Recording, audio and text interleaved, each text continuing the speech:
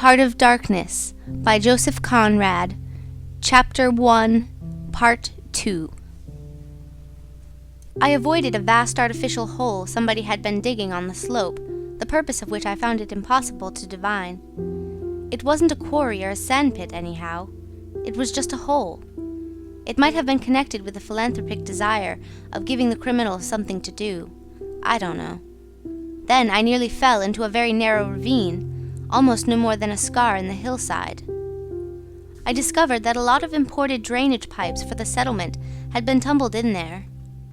There wasn't one that was not broken. It was a wanton smash-up. At last I got under the trees. My purpose was to stroll into the shade for a moment. But no sooner within than it seemed to me I had stepped into the gloomy circle of some inferno. The rapids were near, and an uninterrupted, uniform, headlong, rushing noise filled the mournful stillness of the grove, where not a breath stirred, not a leaf moved, with a mysterious sound, as though the tearing pace of the launched earth had suddenly become audible. Black shapes crouched, sat between the trees, leaning against the trunks, clinging to the earth, half coming out, half effaced within the dim light, in all the attitudes of pain, abandonment, and despair. Another mine on the cliff went off, followed by a slight shudder of the soil under my feet. The work was going on. The work! And this was the place where some of the helpers had withdrawn to die. They were dying slowly, it was very clear. They were not enemies, they were not criminals. They were nothing earthly now, nothing but black shadows of disease and starvation lying confusedly in the greenish gloom, brought from all the recesses of the coast in all the legality of time contracts, lost in uncongenial surroundings, fed on unfamiliar food. They sickened, became inefficient, and were then allowed to crawl away and rest. These moribund shapes were free as air, and nearly as thin. I began to distinguish the gleam of the eyes under the trees. Then, glancing down, I saw a face near my hand. The black bones reclined at full length with one shoulder against the tree, and slowly the eyelids rose and the sunken eyes looked up at me, enormous and vacant, a kind of blind, white flicker in the depths of the orbs, which died out slowly. The man seemed young, almost a boy, but with them it's hard to tell. I found nothing else to do but to offer him one of my good Swede's ship biscuits I had in my pocket. The fingers closed slowly on it and held. There was no other movement, and no other glance. He had tied a bit of white worsted around his neck. Why? Where did he get it? Was it a badge, an ornament, a charm, a propitiatory act? Was there any idea at all connected with it? It looked startling round his black neck, this bit of white thread from beyond the seas. Near the same tree, two more bundles of acute angle sat with their legs drawn up. One, with his chin propped on his knees, stared at nothing, in an intolerable and appalling manner. His brother phantom rested its forehead as if overcome with a great weariness, and all about others were scattered in every pose of contorted collapse, as in some picture of a massacre or a pestilence. While I stood horror-struck, one of these creatures rose to his hands and knees and went off on all fours towards the river to drink. He lapped out of his hand, then sat up in the sunlight, crossing his shins in front of him, and after a time let his woolly head fall on his breastbone.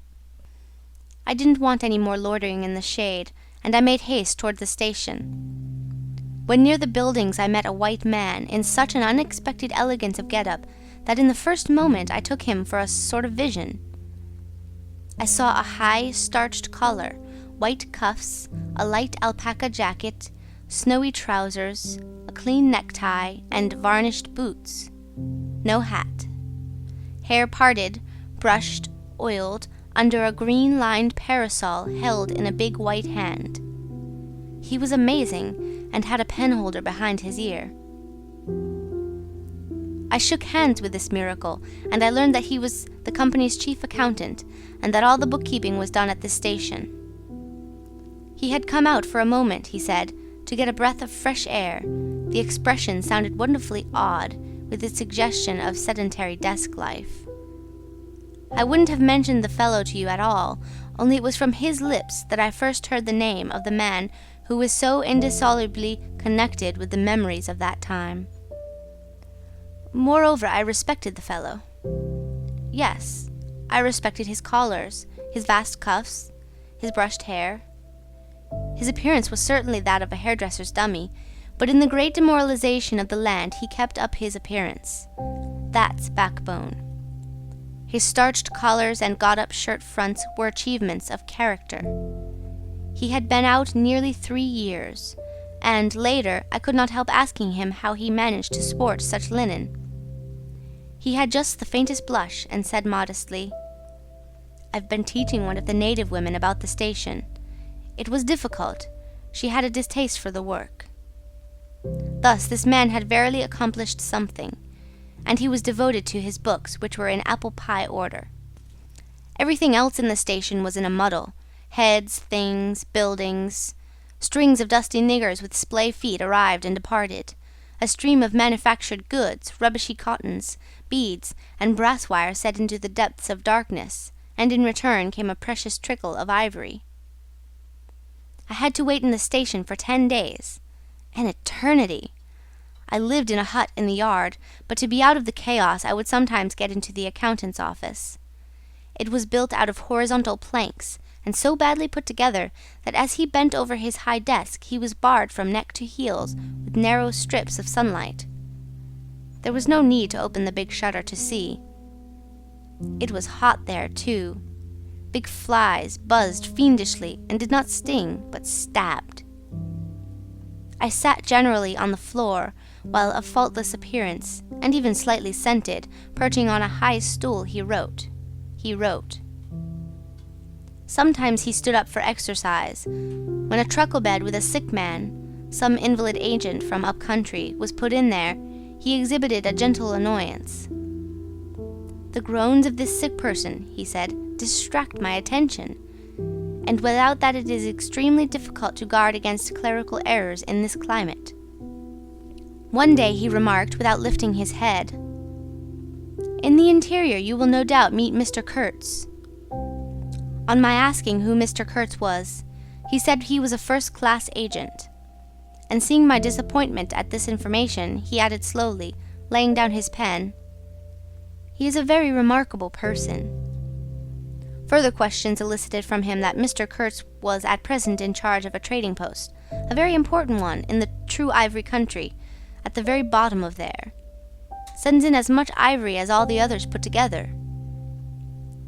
He began to write again. The sick man was too ill to groan. The flies buzzed in a great peace.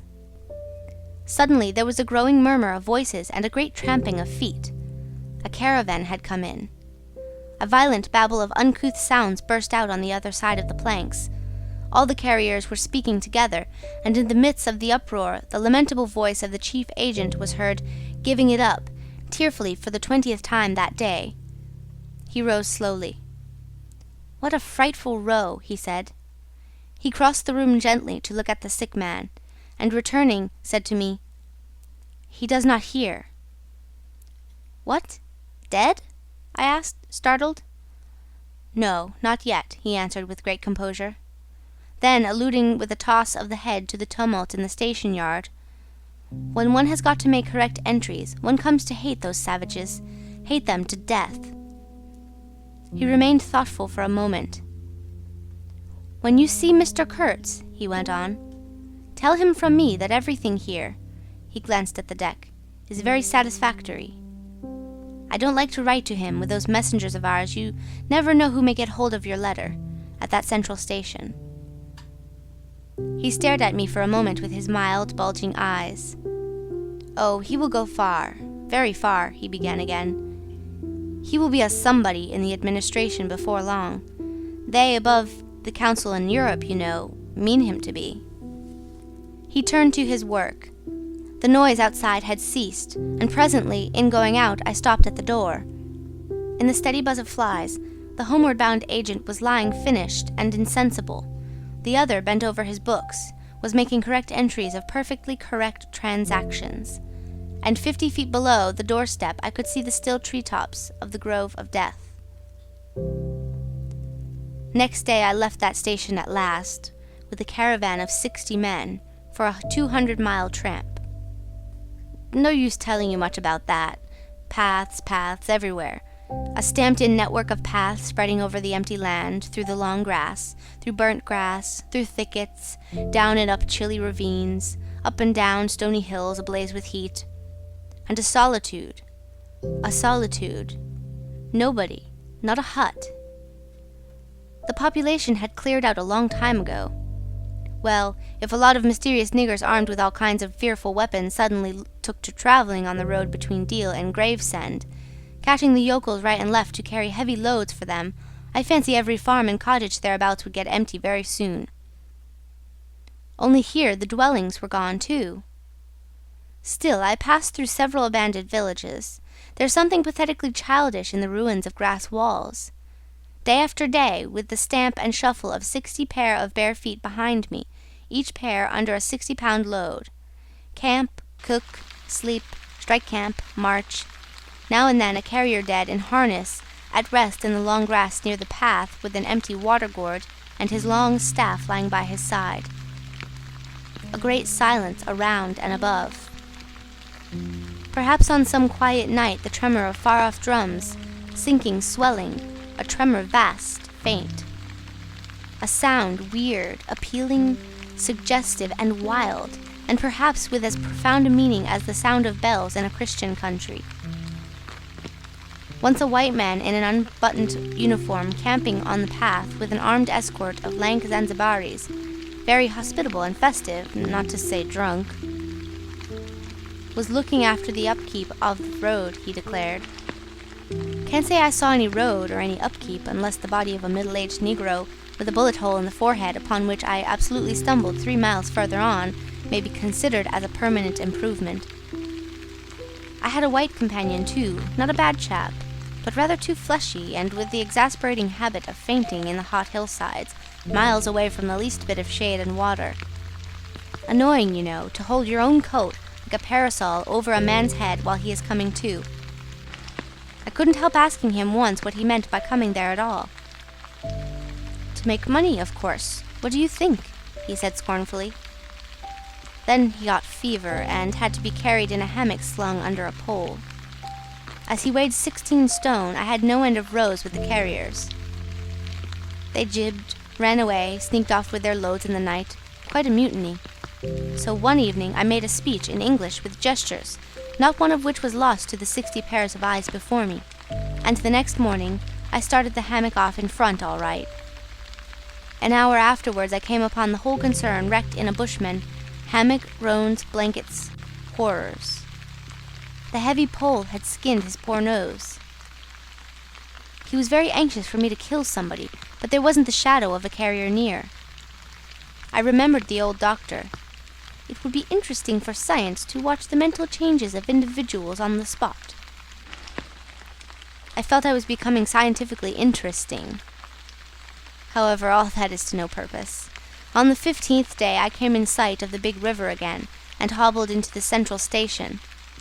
It was on a backwater surrounded by scrub and forest, with a pretty border of smelly mud on one side, and on the 3 others enclosed by a crazy fence of rushes. A neglected gap was all the gate it had, and the first glance at the place was enough to let you see the flabby devil was running that show. White men with long staves in their hands appeared languidly from amongst the buildings, strolling up to take a look at me, and then retired out of sight somewhere. One of them, a stout, excitable chap with black mustaches, informed me with great volubility and many digressions, as soon as I told him who I was, that my steamer was at the bottom of the river. I was thunderstruck. What? How? Why? Oh, it was all right. The manager himself was there, all quite correct. Everybody had behaved splendidly. You must, he said in agitation, go and see the general manager at once. He is waiting. I did not see the real significance of that wreck at once. I fancy I see it now, but I am not sure, not at all. Certainly the affair was too stupid, when I think of it, to be altogether natural. Still, but at the moment it presented itself simply as a confounded nuisance. The steamer was sunk. They had started 2 days before in a sudden hurry up the river with the manager on board, in charge of some volunteer skipper, and before they had been out 3 hours, they tore the bottom out of her on stones, and she sank near the south bank. I asked myself what I was to do there, now my boat was lost. As a matter of fact, I had plenty to do in fishing my command out of the river. I had to set about it the very next day. That, and the repairs when I brought the pieces to the station, took some months. My first interview with the manager was curious. He did not ask me to sit down after my 20-mile walk that morning. He was commonplace in complexion, in features, in manners, and in voice. He was of middle size and of ordinary build. His eyes, of the usual blue, were perhaps remarkably cold, and he certainly could make his glance fall on one as trenchant and heavy as an axe. But even at these times the rest of his person seemed to disclaim the intention. Otherwise there was only an indefinable faint expression of his lips, something stealthy, a smile, not a smile. I remember it, but I can't explain. It was unconscious, this smile was, though just after he had said something it got intensified for an instant. It came at the end of his speeches like a seal applied on the words to make the meaning of the commonest phrase appear absolutely inscrutable. He was a common trader, from his youth up employed in these parts, nothing more. He was obeyed, yet he inspired neither love nor fear, nor even respect. He inspired uneasiness. That was it, uneasiness. Not a definite mistrust, just uneasiness, nothing more. You have no idea how effective such a faculty can be. He had no genius for organizing, for initiative, or for order even. That was evident in such things as the deplorable state of the station. He had no learning and no intelligence. His position had come to him. Why? Perhaps because he was never ill. He had served 3 terms of 3 years out there, because triumphant health in the general rout of constitutions is a kind of power in itself. When he went home on leave, he rioted on a large scale, pompously. Jack ashore, with a difference in externals only. This one could gather from his casual talk. He originated nothing. He could keep the routine going, that's all. But he was great. He was great by this little thing that it was impossible to tell what could control such a man. He never gave that secret away. Perhaps there was nothing within him. Such a suspicion made one pause, for out there were no external checks. Once, when various tropical diseases had laid low almost every agent in the station, he was heard to say, "Men who come out here should have no entrails." He sealed the utterance with that smile of his, as though it had been a door opening into a darkness he had in his keeping. You fancy you had seen things, but the seal was on. When annoyed at meal-times by the constant quarrels of the white men about precedence, he ordered an immense round table to be made, for which a special house had to be built. This was the station's mess room. Where he sat was the first place. The rest were nowhere. One felt this to be his unalterable conviction. He was neither civil nor uncivil. He was quiet. He allowed his boy, an overfed young Negro from the coast, to treat the white men under his very eyes with provoking insolence. He began to speak as soon as he saw me. I had been very long on the road. He could not wait. He had to start without me. The upriver stations had to be relieved. There had been so many delays already that he did not know who was dead and who was alive, and how they got on, and so on, and so on. He paid no attention to my explanations, and playing with a stick of sealing wax, repeated several times that the situation was very grave, very grave. There were rumors that a very important station was in jeopardy, and its chief, Mr. Kurtz, was ill. He hoped it was not true. Mr. Kurtz was... I felt weary and irritable. Hang Kurtz, I thought. I interrupted him by saying I had heard of Mr. Kurtz on the coast. Ah, so they talk of him down there, he murmured to himself. Then he began again, assuring me Mr. Kurtz was the best agent he had, an exceptional man, of the greatest importance to the company. Therefore I could understand his anxiety. He was, he said, very, very uneasy. Certainly he fidgeted on his chair a good deal, exclaimed, "Ah, Mr. Kurtz!" broke the stick of sealing wax and seemed dumbfounded by the accident. Next thing he wanted to know how long it would take to... I interrupted him again. Being hungry, you know, and kept on my feet too. I was getting savage. "How can I tell?" I said. "I haven't even seen the wreck yet, some months no doubt. All this talk seemed to me so futile." "Some months," he said. "Well, let us say 3 months before we can make a start. Yes, that ought to do the affair." I flung out of his hut. He lived all alone in a clay hut with a sort of veranda, muttering to myself my opinion of him. He was a chattering idiot. Afterwards I took it back when I was borne in upon me startlingly with what extreme nicety he had estimated the time requisite for the affair.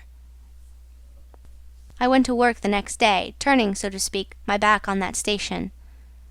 In that way only, it seemed to me, I could keep my hold on the redeeming facts of life. Still, one must look about sometimes. And then I saw this station, these men strolling aimlessly about in the sunshine of the yard. I asked myself sometimes what it all meant. They wandered here and there with their absurd long staves in their hands, like a lot of faithless pilgrims bewitched inside a rotten fence. The word ivory rang in the air, was whispered, was sighed. You would think they were praying to it. A taint of imbecile rapacity blew through it all, like a whiff from some corpse. By Jove, I've never seen anything so unreal in my life. And outside, the silent wilderness surrounding this cleared speck on the earth struck me as something great and invincible, like evil or truth, waiting patiently for the passing away of this fantastic invasion. Oh, these months! Well, never mind. Various things happen. One evening a grass shed full of calico, cotton prints, beads, and I don't know what else, burst into a blaze so suddenly that you would have thought the earth had opened to let an avenging fire consume all that trash. I was smoking my pipe quietly by my dismantled steamer, and saw them all cutting capers in the light, with their arms lifted high, when the stout man with mustaches came tearing down to the river, a tin pail in his hand, assured me that everybody was behaving splendidly, dipped about a quart of water and tore back again. I noticed there was a hole in the bottom of his pail. I strolled up. There was no hurry. You see, the thing had gone off like a box of matches. It had been hopeless from the very first. The flame had leapt high, driven everybody back, lighted up everything, and collapsed.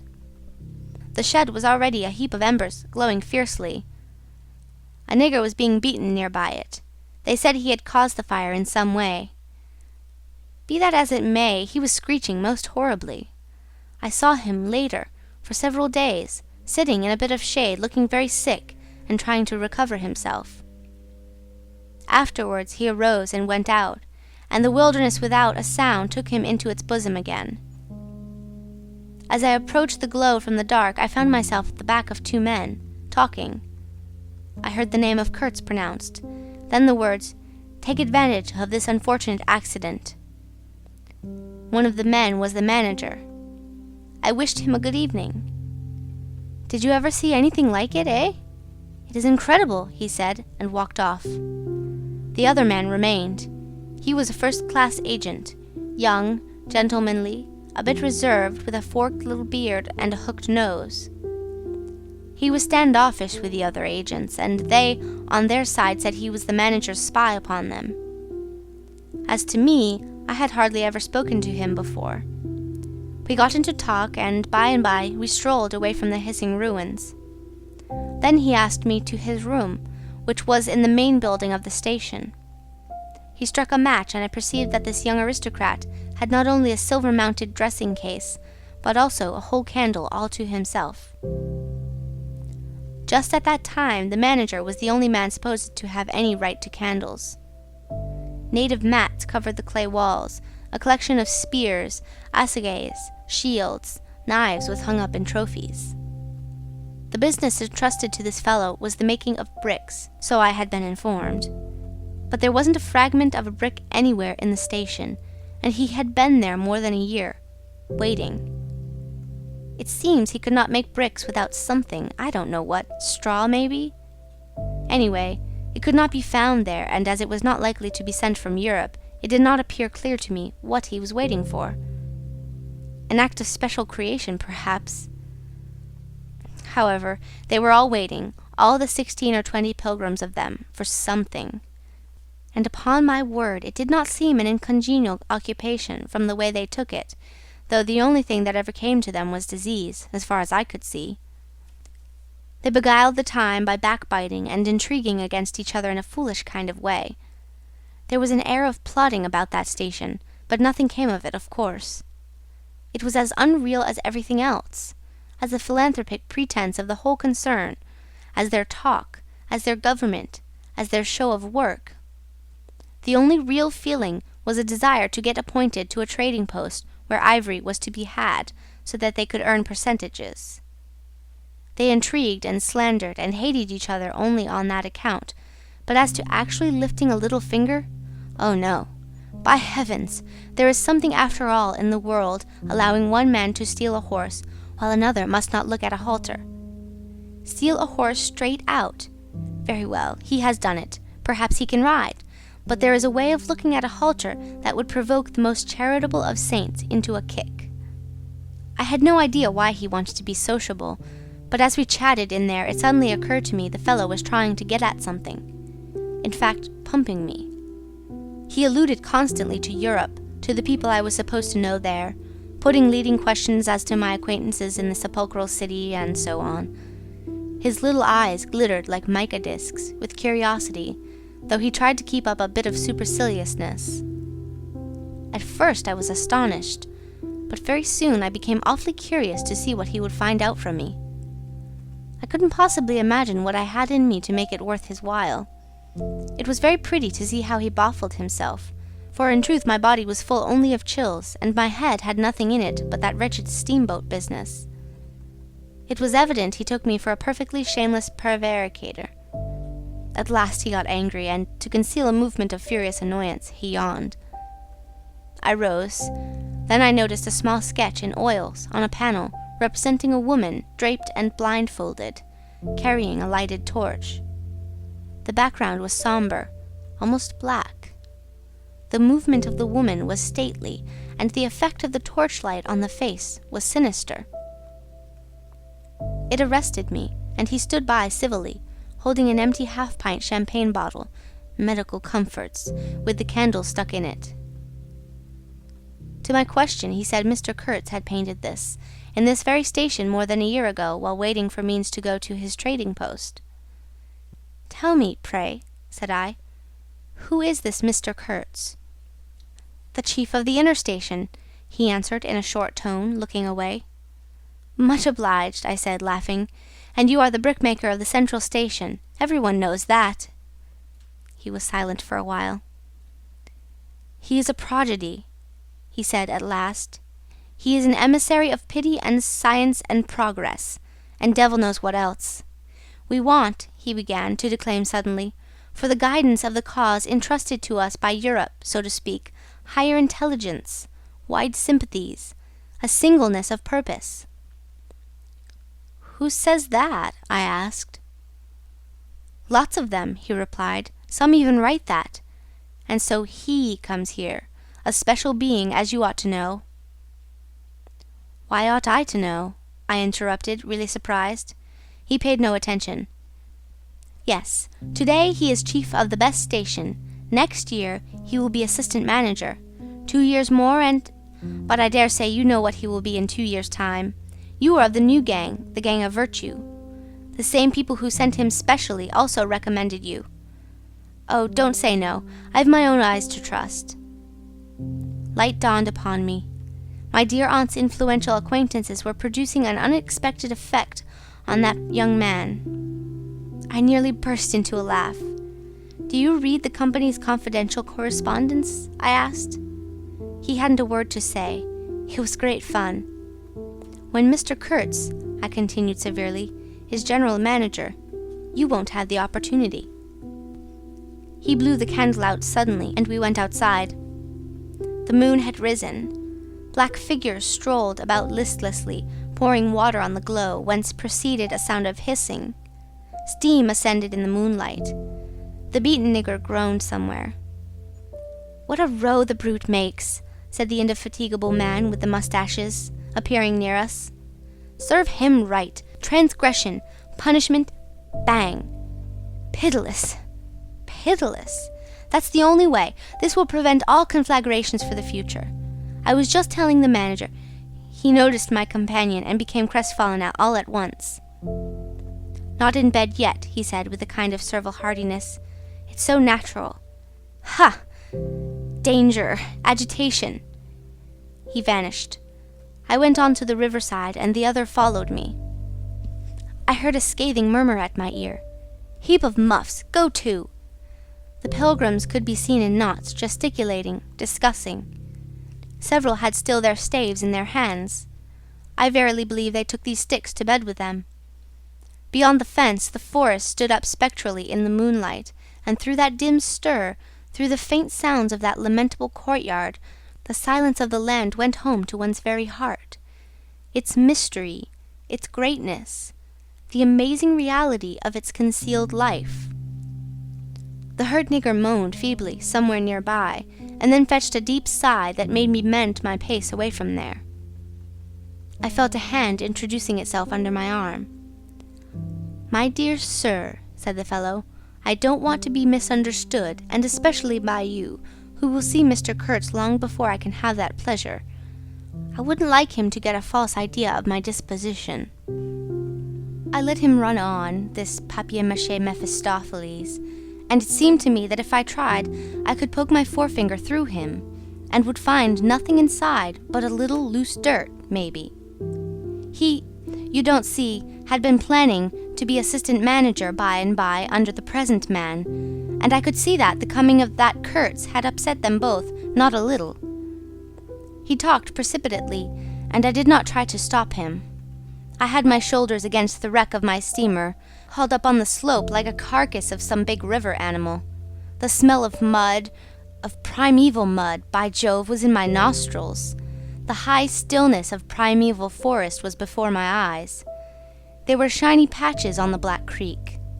The moon had spread over everything a thin layer of silver, over the rank grass, over the mud, upon the wall of matted vegetation standing higher than the wall of a temple. Over the great river I could see through a sombre gap, glittering as it flowed broadly by without a murmur. All this was great, expectant, mute, while the man jabbered about himself. I wondered whether the stillness on the face of the immensity looking at us two were meant as an appeal or as a menace. What were we who had strayed in here? Could we handle that dumb thing, or would it handle us? I felt how big, how confoundedly big was that thing that couldn't talk, and perhaps was deaf as well. What was in there? I could see a little ivory coming out from there, and I had heard Mr. Kurtz was in there. I had heard enough about it, too. God knows, yet somehow it didn't bring any image with it, no more than if I had been told an angel or a fiend was in there. I believed it in the same way one of you might believe there are inhabitants on the planet Mars. I knew once a Scotch sailmaker who was certain, dead sure, there were people in Mars. If you asked him for some idea how they looked and behaved, he would get shy and mutter something about walking on all fours. If you as much as smiled, he would, though a man of 60, offer to fight you. I would not have gone so far as to fight for Kurtz, but I went for him near enough to a lie. You know I hate, detest, I can't bear a lie, not because I am straighter than the rest of us, but simply because it appalls me. There is a taint of death, a flavor of mortality in lies, which is exactly what I hate and detest in the world, what I want to forget. It makes me miserable and sick, like biting something rotten would do. Temperament, I suppose. Well, I went near enough to it by letting the young fool there believe anything he liked to imagine as to my influence in Europe. I became in an instant as much of a pretense as the rest of the bewitched pilgrims. This simply because I had a notion it somehow would be of help to that Kurtz, whom at the time I did not see, you understand. He was just a word for me. I did not see the man in the name any more than you do. Do you see him? Do you see the story? Do you see anything?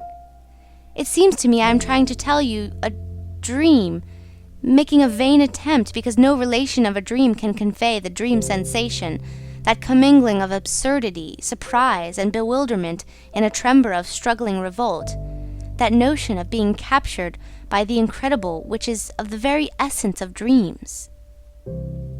He was silent for a while. No, it is impossible. It is impossible to convey the life sensation of any given epoch of one's existence, that which makes its truth, its meaning, its subtle and penetrating essence. It is impossible. We live as we dream, alone. He paused again, as if reflecting, then added, "Of course, in this you fellows see more than I could then. You see me, whom you know."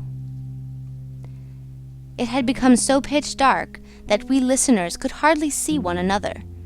For a long time already he, sitting apart, had been no more to us than a voice. There was not a word from anybody. The others might have been asleep, but I was awake. I listened on the watch for the sentence, for the word that would give me the clue to the faint uneasiness inspired by this narrative that seemed to shape itself without human lips in the heavy night air of the river. "Yes, I let him run on," Marlow began again, "and think what he pleased about the powers that were behind me. I did, and there was nothing behind me. There was nothing but that wretched, old, mangled steamboat I was leaning against, while he talked fluently about the necessity for every man to get on. And when one comes out here, you conceive, it is not to gaze at the moon. Mr. Kurtz was a universal genius, but even a genius would find it easier to work with adequate tools, intelligent men. He did not make bricks. Why, there was a physical impossibility in the way, as I was well aware, and if he did secretarial work for the manager, it was because no sensible man rejects wantonly the confidence of his superiors. Did I see it? I saw it. What more did I want? What I really wanted was rivets, by heaven, rivets! To get on with the work, to stop the hole. Rivets I wanted. There were cases of them down at the coast, cases, piled up, burst, split. You kicked a loose rivet at every second step in that station yard on the hillside. Rivets had rolled into the grove of death. You could fill your pockets with rivets for the trouble of stooping down, and there wasn't one rivet to be found where it was wanted. We had plates that would do, but nothing to fasten them with. And every week the messenger, a long negro, letter bag on shoulder and staff in hand, left our station for the coast. And several times a week a coast caravan came in with trade goods, ghastly glazed calico that made you shudder only to look at it, glass beads value about a penny a quart, confounded spotted cotton handkerchiefs. And no rivets! 3 carriers could have brought all that was wanted to set that steamboat afloat. He was becoming confidential now, but I fancy my unresponsive attitude must have exasperated him at last, for he judged it necessary to inform me he feared neither God nor devil, let alone any mere man. I said I could see that very well, but what I wanted was a certain quantity of rivets, and rivets were what really Mr. Kurtz wanted, if he had only known it. Now letters went to the coast every week. "My dear sir," he cried, "I write from dictation." I demanded rivets. There was a way, for an intelligent man. He changed his manner, became very cold, and suddenly began to talk about a hippopotamus.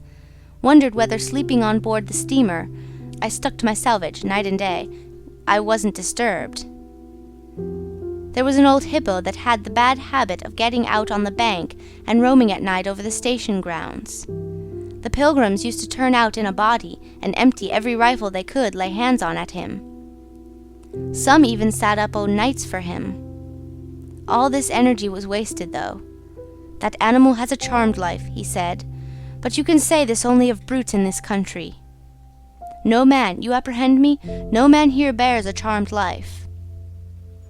He stood there for a moment in the moonlight, with his delicate hooked nose set a little askew, and his mica eyes glittering without a wink. Then, with a curt good night, he strode off. I could see he was disturbed and considerably puzzled, which made me feel more hopeful than I had been for days. It was a great comfort to turn from that chap to my influential friend, the battered, twisted, ruined, tin-pot steamboat. I clambered on board. She rang under my feet like an empty Huntley and Palmer biscuit tin kicked along a gutter.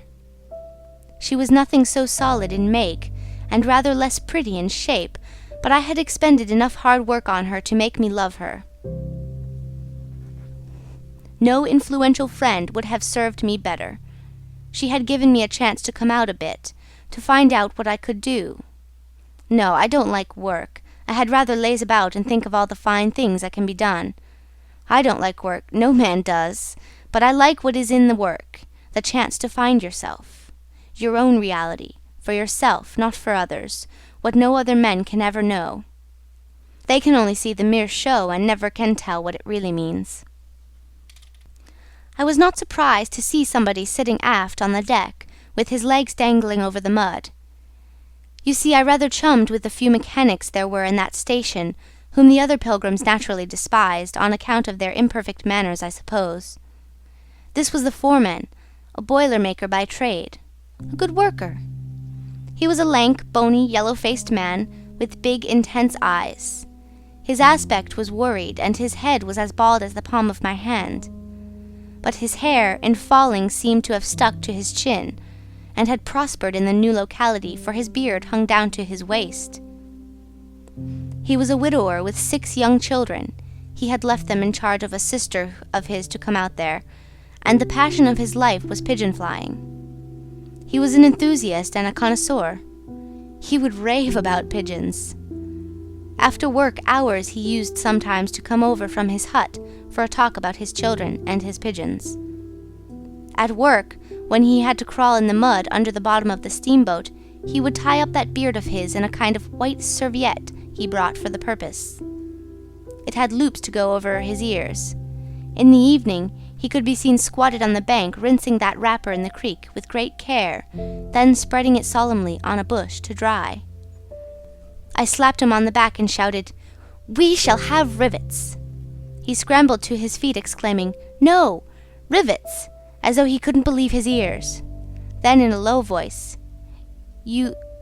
eh?" I don't know why we behaved like lunatics. I put my finger to the side of my nose and nodded mysteriously. "Good for you," he cried, snapped his fingers above his head, lifting one foot. I tried a jig.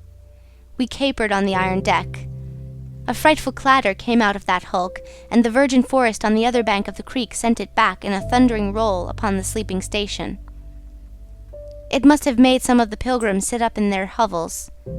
A dark figure obscured the lighted doorway of the manager's hut, vanished, then a second or so after, the doorway itself vanished too. We stopped, and the silence driven away by the stamping of our feet flowed back again from the recesses of the land. The great wall of vegetation, an exuberant and entangled mass of trunks, branches, leaves, boughs, festoons, motionless in the moonlight, was like a rioting invasion of soundless life, a rolling wave of plants, piled up, crested, ready to topple over the creek, to sweep every little man of us out of his little existence. And it moved not. A deadened burst of mighty splashes and snorts reached us from afar, as though an ichthyosaurus had been taking a bath of glitter in the great river. "After all," said the boiler-maker in a reasonable tone, "why shouldn't we get the rivets?" "Why not, indeed? I did not know of any reason why we shouldn't." "They'll come in 3 weeks," I said confidently. But they didn't. Instead of rivets, there came an invasion, an infliction, a visitation. It came in sections during the next 3 weeks, each section headed by a donkey carrying a white man in new clothes and tan shoes, bowing from that elevation right and left to the impressed pilgrims. A quarrelsome band of footsore, sulky niggers trod on the heels of the donkey, A lot of tents, camp stools, tin boxes, white cases, brown bales would be shot down in the courtyard, and the air of mystery would deepen a little over the muddle of the station. 5 such installments came, with their absurd air of disorderly flight, with the loot of innumerable outfit shops and provision stores, that one would think they were lugging after a raid into the wilderness for equitable division. It was an inextricable mess of things decent in themselves, but that human folly made look like the spoils of thieving. This devoted band called itself the El Dorado Exploring Expedition, and I believe they were sworn to secrecy. Their talk, however, was the talk of sordid buccaneers. It was reckless without hardihood, greedy without audacity, and cruel without courage.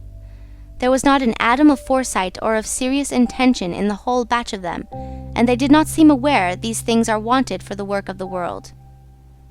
To tear treasure out of the bowels of the land was their desire, with no more moral purpose at the back of it than there is in burglars breaking into a safe.